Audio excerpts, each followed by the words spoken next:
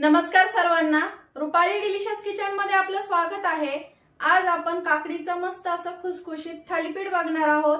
साबुदाणे भिजवायचे विसरला तर पटकन भूक लागली तर पटकन होऊ शकतं हे थालीपीठ आणि करायला एकदम सोपं आहे। घरच्या साहित्यामध्ये होतं, तुम्ही पटकन करून खाऊ शकता भूक लागली म्हणजे। तर रेसिपी समजून घेण्यासाठी व्हिडिओ स्किप न करता संपूर्ण बघा आणि रेसिपी आवडली तर व्हिडिओच्या शेवटी लाईक करायला विसरू नका। कोणी सबस्क्राइब करायचं तर त्यांनी पण सबस्क्राइब करा। तर मग चला आता साहित्य बघूया आणि रेसिपीला सुरुवात करूया। तर आपण साहित्य घेतलंय, ह्या एका वाटीचं प्रमाण घेतलंय आपण।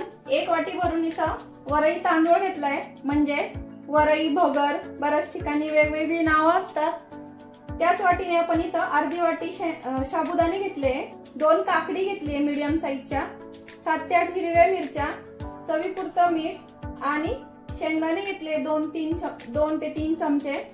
तर तुम्ही हिरवी मिरची कमी अधिक करू शकता। तर आपल्याला आता आणि मी ही वरई 2 ते 3 पाण्याने स्वच्छ धुवून आणि अशी चाळणीमध्ये निथळत ठेवली आहे, पाणी पूर्ण पाणी निघालं पाहिजे। तर आपण आता हे भाजून घेणार आहे, वरई आणि शेंगदाणे आणि साबुदाणे। तर आपण इथे एक कढई गरम करायला ठेवली आहे, आधी शेंगदाणे भाजून घेऊया। किंवा तुमच्याकडे भाजलेले शेंगदाणे असतील तर तेही तुम्ही वापरू शकता इथं। तर आपले शेंगदाणे इथं भाजले आहेत, हे बघा मस्त खरपूस असे भाजून घेतले। आता एका डिश मध्ये काढून घेऊया। हे बघा साबुदाणे आता भाजून घेऊया, हलकेसे रंग बदलेपर्यंत साबुदाणा भाजायचा आपल्याला, म्हणजे मिक्सरला फिरवायचा आहे ना, मिक्सरला बारीक करायचा आहे आपल्याला तो, म्हणजे तो छान बारीक होईल। किंवा तुमच्याकडं वरई आणि साबुदाण्याचं पीठ जरी असलं मिक्स दळून आणलेलं उपवासामध्ये तेही चालू शकतं, त्यामुळे तुम्ही तसंही करू शकता इन्स्टंट पटकन। तर आता हे साबुदाणा हलकासा मी भाजून घेते। तर साबुदाणे आपले हलकेसे असे गरम झाले, कलर चेंज करायचा नाहीये। तर आपण हे पण आता एका डिश मध्ये काढून घेऊया। हे सगळं थंड करायचं आहे आपल्याला एकदम। आता वरई टाकून, धुवून घेतलेली वरई आहे ही टाकून आपल्याला कढईमध्ये भाजून घ्यायची ही पण। तर आपली वरई पण भाजली आहे, बघू शकता अशी मस्त सुटसुटीत झाली आहे, हे बघा। तर तुम्ही अशी वरई धुवायची स्वच्छ, वाळवायची उन्हामध्ये किंवा फॅन खाली जरी सुकवली तरी चालेल एखाद्या कपड्यावर टाकून। आणि साबुदाणे आणि वरईचं जे पीठ असतं ते तयार करून आणलं गिरणीवरनं तरी चालतं, असं केलं तरी एकदम सोपं पडतं। कोणी कोणी 9 दिवसाचे उपवास धरतं, तर त्यांच्यासाठी हा सोपा उत्तम पर्याय आहे, त्यामुळे तुम्ही असं करू शकता। तर आपली वरई बघू शकता अशी मस्त छान भाजली आहे। आता काढून घेऊया आणि थंड करून घेऊया। तर हे बघा एका ताटामध्ये काढून घेते, आता थंड करून घेऊया। असं केल्यामुळं छान बारीक होते आपली वरई, गरम केल्यामुळं। आता वरई, साबुदाणा आणि शेंगदाणे थंड झाले सर्व साहित्य। आता हे मिक्सरला आपण वाटून घेऊया, एकदम बारीक एकदम फाईन पावडर तयार करायची आहे। तर आता मी बारीक वाटून घेते। तर हे बघा एकदम असं बारीक वाटलंय आपण। आता हे एका डिश मध्ये काढून घेते। आता साबुदाणे बारीक वाटून घ्यायचे। तर साबुदाणे पण आपले बघू शकता असे मस्त बारीक वाटलेत गेले एकदम। हे बघा एकदम अशी पावडर, फाईन पावडर तयार झाली आहे। आपल्याला आता हिरवी मिरची आणि शेंगदाण्याचं ओबडधोबड असं वाटून घ्यायचं आहे इथं, जसं आपण खिचडीला वाटतो ना त्या पद्धतीमध्ये। तर हे बघा असं ओबडधोबड इथं मी वाटून घेतलंय शेंगदाणे आणि हिरवी मिरची। तर आपल्याला आता काकडी खिसून घ्यायची आहे। तर आपण उन्हाळी वाळवण्यासाठी ज्या बटाट्याचा खिस करतो त्या पद्धतीची जी खिसणी असते त्या खिसणीने आपल्याला इथं काकडी खिसून घ्यायची मोठी मोठी अशी, म्हणजे असं जास्त खूप पाणी पाणी होत नाही मोठ्या खिसणीने किसल्यामुळं, कारण काकडीला ऑलरेडी खूप जास्त पाणी असतं त्यामुळं। हे बघा तर इथं मी काकडी खिसून घेतली आहे।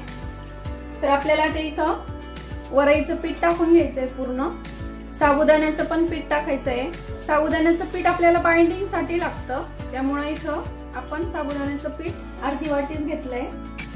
वरईचं पीठ असं हे असतं, त्यांनी थालीपीठ असं जमू शकत नाही, जरा चिरतं म्हणजे, त्यामुळे आपल्याला बाइंडिंग साठी साबुदाण्याचं पीठ इथं लागतंच. आणि वाटून घेतलंय हिरव्या मिरचीचं आणि शेंगदाण्याचं, ते टाकून घ्यायचंय. आणि चवीपुरतं मीठ. तर आपल्याला तर हे मिक्स मळून घ्यायचंय. आणि पाण्याचा वापर आपल्याला लागला तरच करायचा आहे, कारण काकडीमध्ये ऑलरेडी तिचं स्वतःचं पाणी असतं. आणि तुमच्या इथं जर जिरं खात असतील तर तुम्ही इथं वाटणामध्ये जिरं टाकू शकता.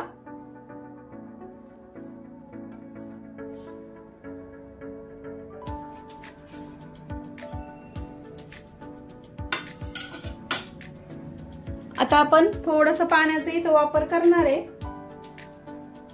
कारण आपण अशी जाडसर काकडी इथं खिसून घेतली, त्यामुळे पाण्याचा वापर लागणार आहे इथं. जर तुम्ही बारीक खिसणीने जर खिसली तर शक्यतो पाण्याचा वापर नाही केला तरी चालेल, कारण ऑलरेडी काकडीला भरपूर असं पाणी असतं ना, त्यामुळं जाड खिसल्यामुळे त्याला असं पाणी सुटलं नाहीये जास्त. तर सर्व साहित्य मिक्स झालं की थोडं थोडं करत पाणी टाकून आपण हे भिजून घेऊया थालीपीठाच्या पिठासारखं. मी एकूण किती पाणी वापरलं ते पण सांगते तुम्हाला. एकदम असं खुसखुशीत आणि कुरकुरीत थालीपीठ तयार होतं. तर इथं पीठ भिजून घेतलंय, त्याचा असा एक संध असा गोळा तयार होत नाही, कारण भगरीला अजिबात असा चिकटपणा नसतो. तरी आपण इथं साबुदाणा वापरलाय, त्यामुळे तरी थोडंसं चिकटपणा आलाय त्याला. तर आता आपण ही 5 मिनिटासाठी रेस्टला ठेवूया आणि थालीपीठ करायला घेऊया. आणि एकूण मी इथं पीठ भिजवण्यासाठी 2 वाटी पाणी वापरलंय. ज्या वाटीने आपण वरई आणि साबुदाणे मोजून घेतले त्याच वाटीने इथं मी पाणी घेतलंय. तर 2 वाटी पाणी लागलंय मला इथं. तर 5 मिनिट झाले आपले आणि पॅन गरम करायला ठेवलाय. तर आपण इथं तूप वापरणार आहे थालीपीठांसाठी. तुम्ही इथं शेंगदाणा तेल, उपासाला तुम्ही जे तेल खाता ते इथं वापरू शकता. पॅनला सगळीकडनं तूप लावून घ्यायचंय, जेणेकरून आपलं थालीपीठ, उपासाचं थालीपीठ चिकटणार नाही खाली. आणि थोडंसं हाताला असं पाणी घेण्यासाठी आपण इथं पाणी घेतलंय. असं गोळा तयार करून घ्यायचा थालीपीठासाठी. गॅस कमी करायचा. तुम्ही एक कापडावर पण थापून करू शकता, मी डायरेक्ट तव्यावर करणार आहे. थोडेसे चिरतात ते, नंतर सेट करायचे, किंवा तुम्ही पीठ थोडंसं पातळ करून घेतलं अजून तरी चालेल. तर आपण इथं छोटूस असं थालीपीठ तयार करून घेतलं इथं.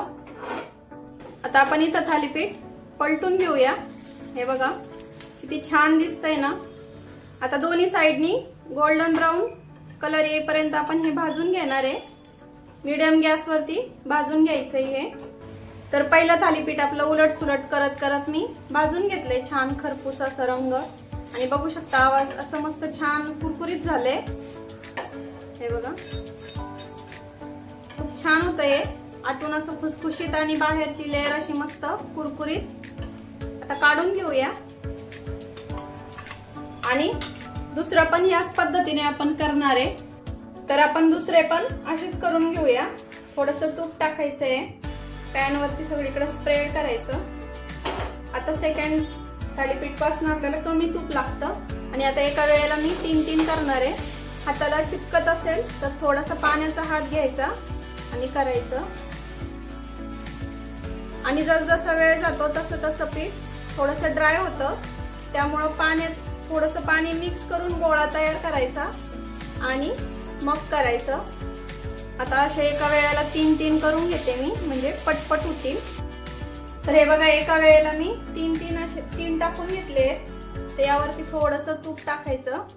तुम्हाला कमी तूप आवडत असेल तर तुम्ही इथं तुपाचा कमी वापर करू शकता.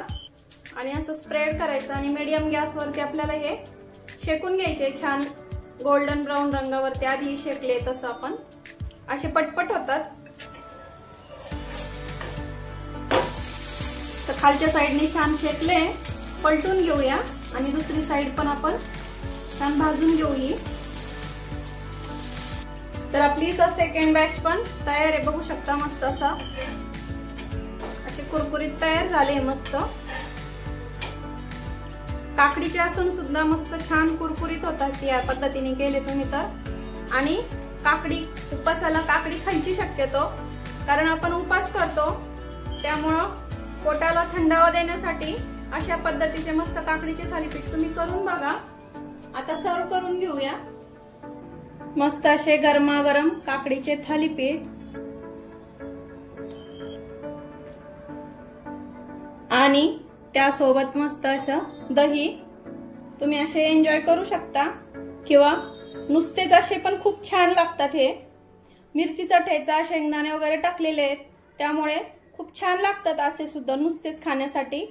तर तुम्ही या नवरात्रीमध्ये असे मस्त पटकन होणारे आणि सोप्या पद्धतीचे असे मस्त काकडीचे थालीपीठ करू शकता। तुम्हाला जर असं पीठ तयार करायचं इन्स्टंटली असं नसेल करायचं, तुमच्याकडे जर पीठ असेल तर तुम्ही त्यापासून पण असेच होतात, सेम असेच ह्याच प्रकारे होतात। आता सध्या माझ्याकडे पीठ नव्हतं म्हणून मी तुम्हाला या प्रकारे दाखवले, पण पिठाचे पण असेच होतात छान। तर तुम्ही नक्की ट्राय करून बघा। आणि आता रेसिपी आवडलीच आहे त्यामुळं लाईक करायला विसरू नका। ज्यांनी सबस्क्राईब केलं नसेल त्यांनी सबस्क्राईब करा। तर या नवरात्रीमध्ये मस्त एन्जॉय करा असे थालीपीठ, आणि मला कमेंट मध्ये नक्की सांगा तुमचे थालीपीठ पण असेच छान छान कुरकुरीत खुसखुशीत झाले का ते। आणि रेसिपी आवडली असेल तर लाईक शेअर सबस्क्राईब करायला विसरू नका।